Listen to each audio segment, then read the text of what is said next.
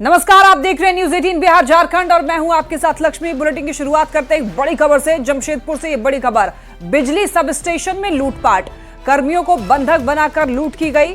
10 अपराधियों ने लूटपाट की घटना को अंजाम दिया है। हथियार के बल पर लूटपाट का ये मामला है। 18 लाख के कॉपर वायर की लूट की खबर मिल रही है। पोटका थाना क्षेत्र की ये घटना बताई जा रही है, जहां पर 10 अपराधियों ने मिलकर इस घटना को अंजाम दिया है। बिजली सब स्टेशन में लूटपाट का ये मामला, कर्मियों को बंधक बनाया गया और बंधक बना करके लूट की गई।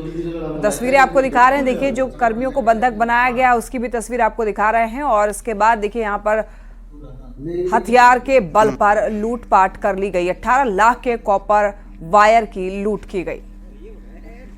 और मैंने जो है ऊपर की ओर देखते हुए गया, तब तक में जो है हमको कम से कम 4-5 लड़का या आदमी वो लोग जो है नजदीक आकर के डायरेक्ट हमको पकड़ लिया। और अचानक में मैं कुछ बोल भी नहीं पाया, कुछ देख भी नहीं पाया और मैं बहुत चकित रह गया, जिसमें से जो हमको सब मिल करके पकड़ा और वहाँ पर पटक दिया। 10-12 आदमी आके यहाँ पे बंधक बना के तीनों आदमी को, उसके बाद क्या अंजाम दिया हम लोग तो सुबह उठ के देखे तो हम लोग का 5 MVA का ट्रांसफार्मर का कोयल सब कटा हुआ था।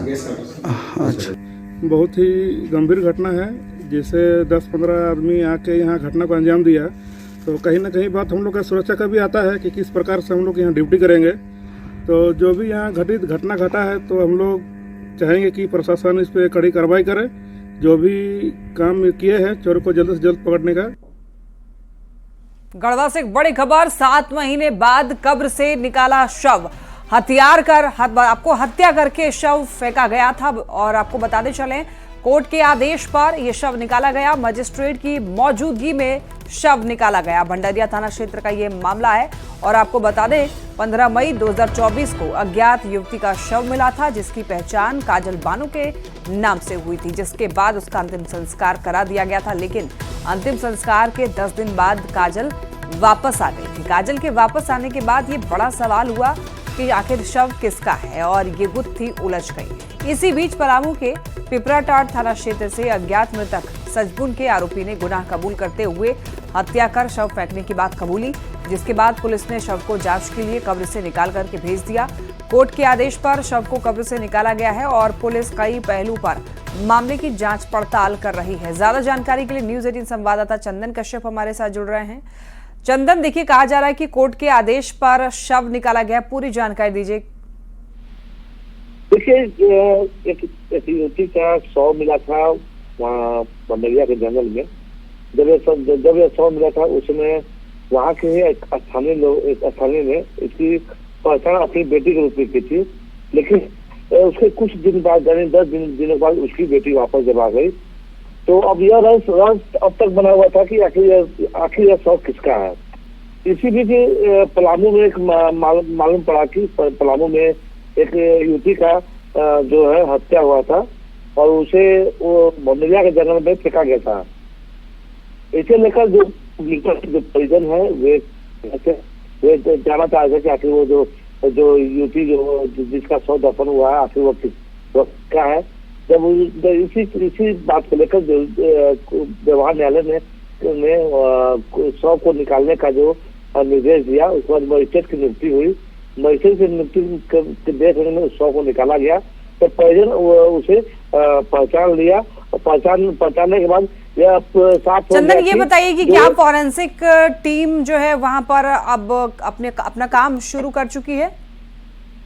देखिए, जो शव निकालने के बाद जो उसका जो भी जांच के लिए जो भेजा जाता है, फॉरेंसिक टीम जो भेजा जाता है वहाँ से सैंपल कलेक्ट कर लिए, कलेक्ट करके उसे रांची भेजा जाएगा और रांची के बाद। चलिए ठीक है चंदन, नजर बनाए रखिएगा। बहुत धन्यवाद आपका इन तमाम जानकारियों के लिए।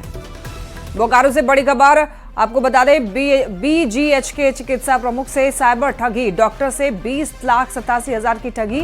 बताते चलें आपको, डॉक्टर को धमकी देकर के ठगी की गई है। अवैध धंधे और केस दर्ज की धमकी और टेलीफोन विभाग के कर्मी के तौर पर अपनी पहचान बताई और साइबर थाने में यह मामला दर्ज कराया गया।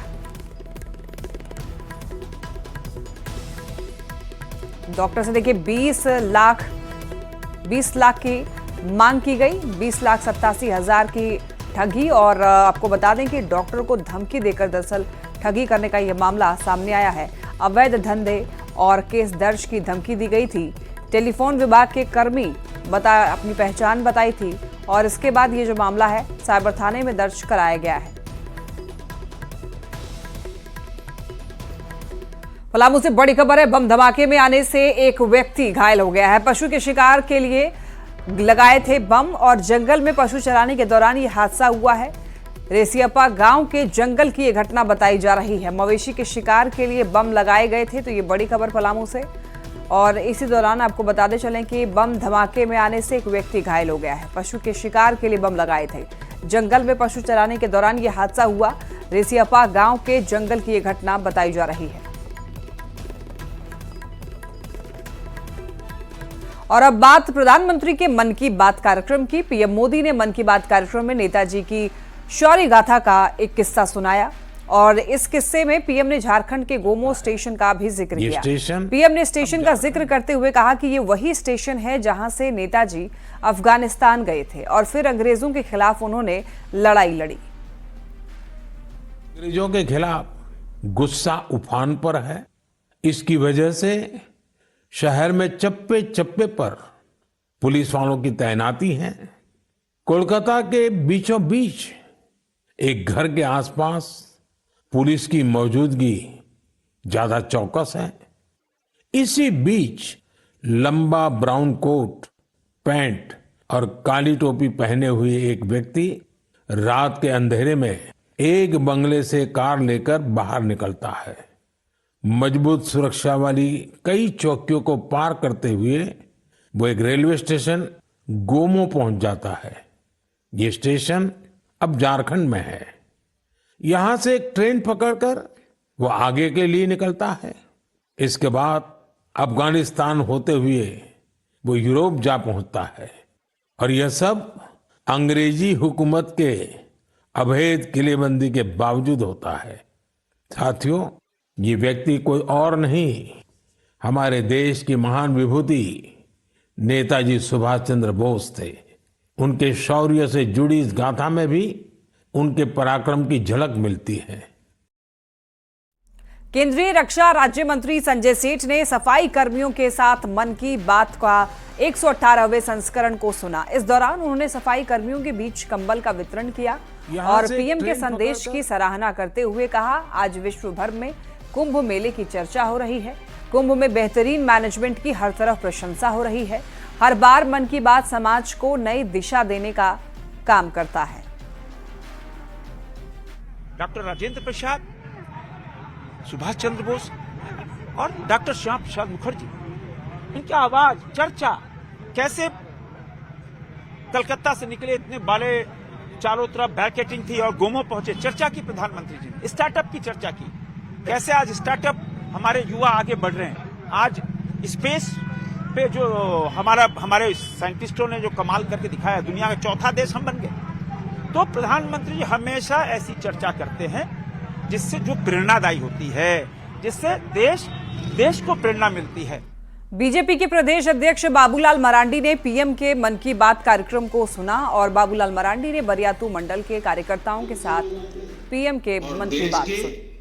डेमोक्रेटिक प्रोसेस का हिस्सा भी बने और इस प्रोसेस को सशक्त भी करें। मेरे प्यारे देश, समरसता का असाधारण संगम।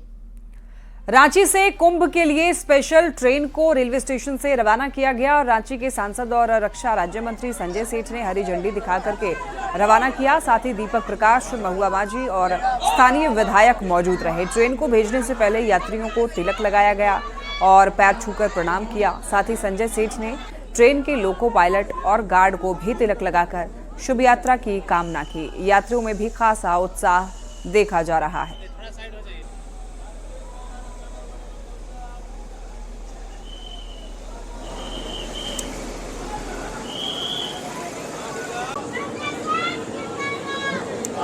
आज ये स्पेशल ट्रेन जा रही है।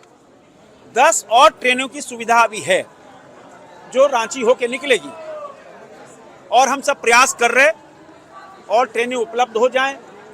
हर की इच्छा है कि नरेंद्र मोदी जी का आभार, जिनके निर्देशन पर दुनिया का सबसे बड़ा मेला, दुनिया हतप्रभ है, करोड़ लोग आ रहे हैं, एक भी इंसिडेंट नहीं हो रहा है। साफ सफाई, बिजली व्यवस्था और योगी जी का जो कार्य कुशलता, आज हम कह सकते हैं कि हम सबके लिए पावन दिन है।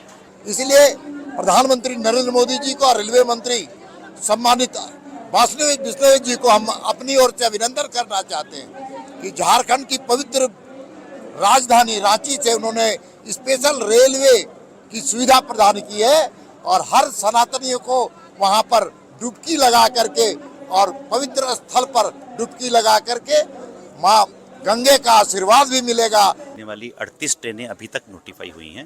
रांची से खुलने वाली आज ये पहली गाड़ी थी। बाकी गाड़ियां ऐसी हैं जो पीछे से आके हटिया रांची स्टॉप देते हुए यात्रियों को पिकअप करते हुए टुडला और प्रयागराज की तरफ जाएंगे। गढ़वा से बड़ी खबर, जहां पर डीसी ने 2 मामलों में बड़ी कार्रवाई की है। डीसी ने मैया सम्मान योजना में गड़बड़ी और धान घोटाले मामले में एक्शन लिया है।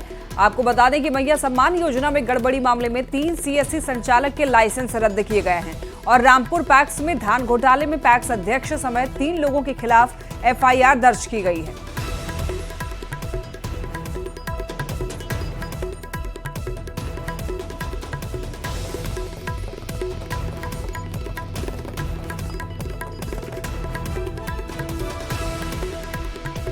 विगत दिनों समीक्षा के क्रम में मैया सम्मान योजना, आवास योजना और धान प्रोक्योरमेंट में कुछ भारी अनियमितता की शिकायत मिलने पर हम लोगों ने अपने डिस्ट्रिक्ट लेवल टीम से जांच कराया।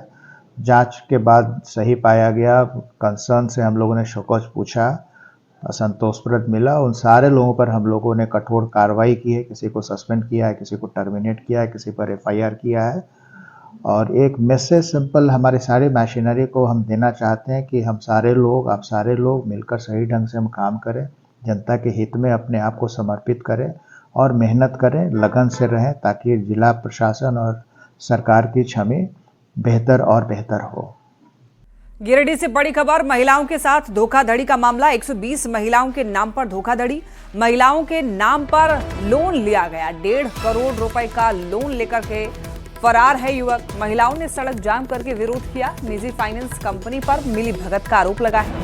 आरोपी के घर का सामान और पिकअप भी जब्त किया गया। पुलिस मामले की जांच पड़ताल में जुटी हुई है। 120 महिलाओं के नाम पर धोखाधड़ी। महिलाओं के नाम पर लोन लिया गया। कहा जा रहा है कि 1 करोड़ से 1.5 करोड़ रुपए तक का लोन लिया गया है और लोन लेकर के फरार हो गया है व्यक्ति। महिलाओं ने सड़क जाम किया है, जमकर विरोध किया है और निजी फाइनेंस कंपनी की मिली भगत भी बताई जा रही है इस पूरे मामले में। पैसा उठा लिया, अपडेट कर रहे हैं। रवि मोदी बोला फिंगर लगाइए, हम बोला नहीं लगाएंगे, बोला अपडेट कर रहे हैं आधार कार्ड, यही ठाक करके पैसा निकाल लेते हैं। कितना निकाला आपका? हमको 5 किस्ती पैसा निकाल लिया। एक में 30,000 है, एक में 40 है, एक में 25 है, एक में 35 है। अक्सर फिल्मों में वांटेड का पोस्टर देखने को मिलता था, लेकिन अब रांची के गली चौराहों पर अपराधियों के पोस्टर लगाए जा रहे हैं, जिसकी वजह से अपराधी आम जनता की पहचान में आ रहे हैं और पुलिस के गिरफ्त में भी आ रहे हैं। अब खाकी को चकमा नहीं दे पाएंगे अपराधी।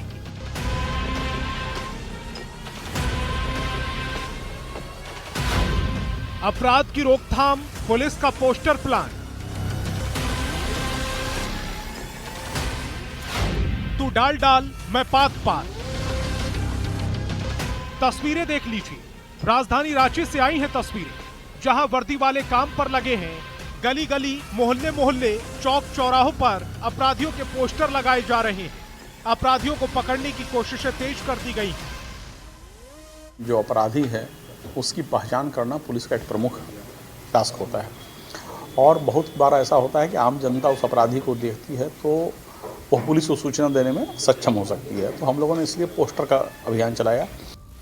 अब अपराधी खुले में घूमते अगर दिख भी गए तो समझ लीजिए उसका सलाखों के पीछे जाना तय है, क्योंकि रांची एसएसपी चंदन कुमार सिन्हा की अपील को जनता ने जरा भी सीरियसली लिया और अपराधी की सूचना नजदीकी पुलिस स्टेशन को दे दी तो न खुले में घूम पाएंगे अपराधी और न फिजाओं में घोल पाएंगे अपराध।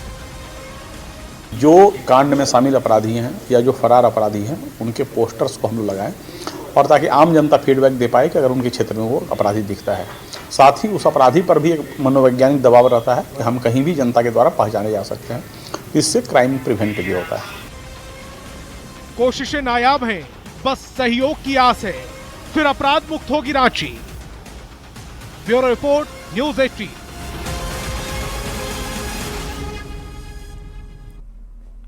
और अब बात करेंगे झारखंड हाईकोर्ट के एक ताजा आदेश की, जिसके जरिए शक्तियों के संतुलन को लेकर कोर्ट ने अपने फैसले में नजीर पेश की है। इसके जरिए क्षेत्राधिकार और अतिक्रमण के बारे में सभी चीजें क्लियर की गई है।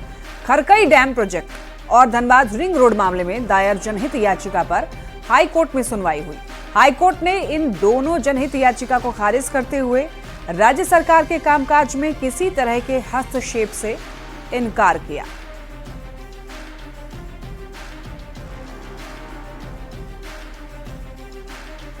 कई बार न्यायालय का कहना है कि ऐसे कराने, न्यायालय के द्वारा कोई कार्य कराने के से हमें कभी कभी सरकारी जो तंत्र है उसमें हस्तक्षेप करना पड़ता है, जो कि न्यायालय के लिए सही नहीं है। यदि न्यायालय उनके कार्य में हस्तक्षेप करेंगे तो कई बार ऐसा भी हो सकता है कि सरकारी तंत्र भी न्यायालय के कार्य में हस्तक्षेप करने की हिमाकत कर सकते हैं। इसलिए न्यायालय ने कहा कि हमें अपना कार्य करना चाहिए और सरकारी तंत्र को अपना कार्य करना चाहिए। न्यायालय की अपनी एक सीमा होती है, हमें सरकारी तंत्र के कार्य में की सीमा में हस्तक्षेप करने की जरूरत नहीं है। यह कहते हुए उन्होंने याचिका का निष्पादन कर दिया। चाईबासा में 2 दिवसीय जिला एथलेटिक्स प्रतियोगिता का शुभारंभ हुआ। एसडीपीओ बहामन टूटी ने प्रतियोगिता का उद्घाटन किया और अंडर 14 और 16 के चुने गए खिलाड़ी सीधे राष्ट्रीय अंतर जिला स्तरीय एथलेटिक्स प्रतियोगिता में भाग लेंगे। बाकी जो भी खिलाड़ी 2025 में राज्य स्तरीय एथलेटिक्स प्रतियोगिता आयोजित होगी उसमें चाईबासा का प्रतिनिधित्व करेंगे।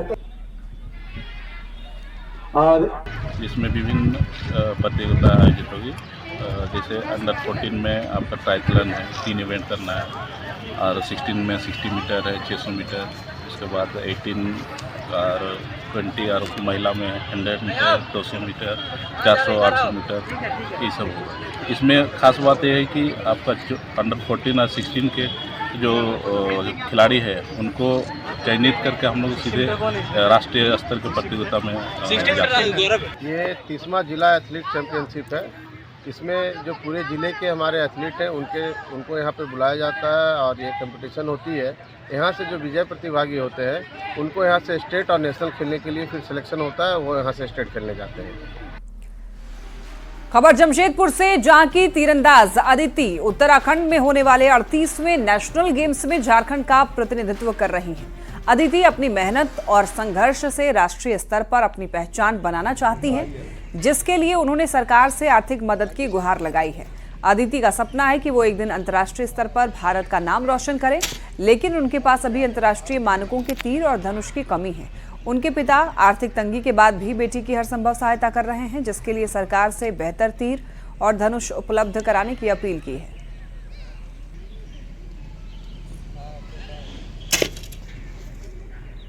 तो मैंने बस ऐसे ही साइड करिकुलर एक्टिविटी के लिए इसको ज्वाइन कर लिया था। उसके बाद फिर धीरे धीरे मेरा इसमें इंटरेस्ट जागा और फिर मैं बहुत अच्छा करने लगी इसमें। तो सर ने मुझे धनुष खरीदने के लिए बोला, क्योंकि मैं बहुत शिद्दत से करती थी, जो भी वो बोल के जाते थे, सर नहीं भी रहते थे तो भी मैं वो किया करती थी। तो फिर सर ने मुझे मॉडर्न बुक खरीदने को बोला। तो मॉडर्न बुक जब मैंने उस समय लिया था पहली बार, तो उसका कॉस्ट था 1,50,000। तो पापा ने वो तो ख़रीद के दे दिया। फिर लॉकडाउन में मेरा वो टूट गया वो, और पापा की जॉब भी चली गई थी। तो पापा ने लोन पे मेरे लिए वो खरीदा। मेंस नेशनल में पिछले 3 बार से सीनियर नेशनल की टीम में हूँ, झारखंड से 1 नंबर पे हूँ मैं। और सब जूनियर पिछले साल में तब जो सब जूनियर हुआ था उसमें मेरा इंडिविजुअल मेडल था झारखंड के लिए, जो कि 13 साल बाद आया था। और इसका किट तो बहुत महंगा पड़ जाता है। कभी कभी हम लोग परेशान हो जाते हैं तो लगता है कि अब छुड़वा दें, नहीं हो पाएगा क्योंकि बहुत महंगा किट है। अभी तक कितने बार लोन ले चुके हैं इनके पापा इसको किट खरीदने के लिए? अभी तक लोन इसका चल ही रहा है, समझे। अभी भी लोन चल रहा है इसका। अगला बार लिए थे वही तीर लेने के लिए, कभी लिए, एक बार लिए उसका धनुष लेने के लिए। कितने बार धनुष खरीदे आपने? धनुष का ये मैंने अभी 2 बार चेंज कर चुके हैं। और अब बात करते हैं जामताड़ा की, जहां पर ठंड के सितम से आम जनजीवन प्रभावित है। बढ़ती ठंड की वजह से अस्पताल में सर्दी खांसी बुखार के मरीज बढ़ गए हैं। खासतौर पर बुजुर्ग हार्ट अटैक, लकवा मार देना और ब्रेन हैमरेज के चपेट में आ रहे हैं। ऐसे में डॉक्टर्स ठंड में बुजुर्गों से सावधानी बरतने की अपील कर रहे हैं। तो शीतलहरी और ठंड के कारण हार्ट अटैक की समस्या बढ़ गई है और ब्रेन हैमरेज के मरीजों की संख्या भी अस्पतालों में बढ़ी है।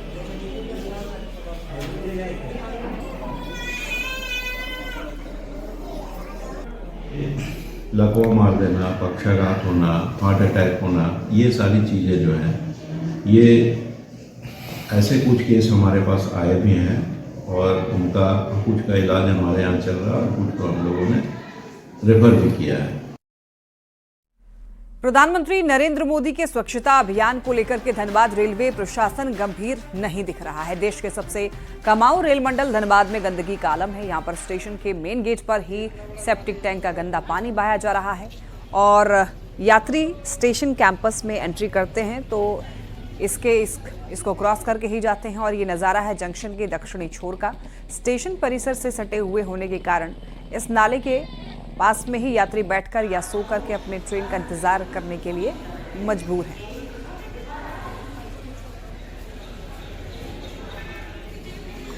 यात्रीगण जब स्टेशन में घुसे उससे पहले ही उनका यात्री जो है शुभ होने के बदले में अशुभ हो जा रही है।